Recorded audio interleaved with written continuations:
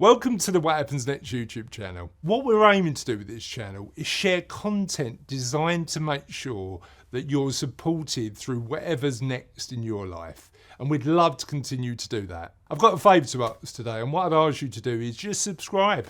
It costs you nothing, but it really helps us deliver really good quality content on a consistent basis. Thank you, and let's go on to the interview. So you're talking about that sort of finite 4,000 week settlement, and you say, well, actually, does that matter enough for me to swap that time to do that? Well, isn't the curious thing, Chris, we as financial planners, typically, we ask a question like, when do you want to retire?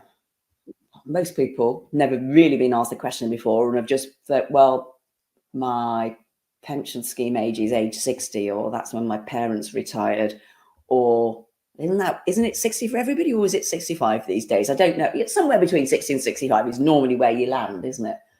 You get the occasional person who thinks they want to be out by 50 or whatever it may be, but most people are like focused on this man-made construct of a retirement age of around about 60.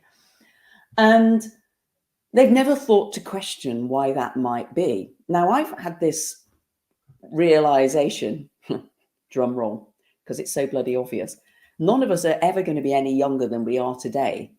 So what are we waiting for? And so very often what we do throughout our working career, like we've got so many other stuff going on, haven't we? Younger people are trying to buy a property, then they're maybe trying to find a life partner, then they're thinking about kids, then they're bringing up the kids, then they're trying to buy a bigger house, then they're trying to get on in their career. There's so many things going on, aren't there? And that's what society tells us that we need to be doing.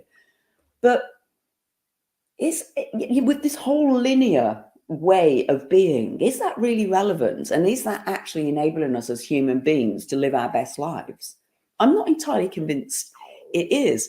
So we spend arguably our best years, if we think particularly of physicality, sitting at a bloody desk, having conversations over Zoom, worrying about the goal that we may have in our career, and actually don't do some of the things that actually we would really allow us to flourish and thrive. And instead we leave it until we're later in life when physically we're less able, financially we may be very much more able, but you can't be bothered anymore. And so I think it wouldn't be interesting to try to empower our clients to see their lives in shorter chapters where maybe you do work for a period of time, and maybe we can enable our clients to see it is okay now to take a 3-month sabbatical or whatever it might be, and go and do some of those things that you always wanted to do.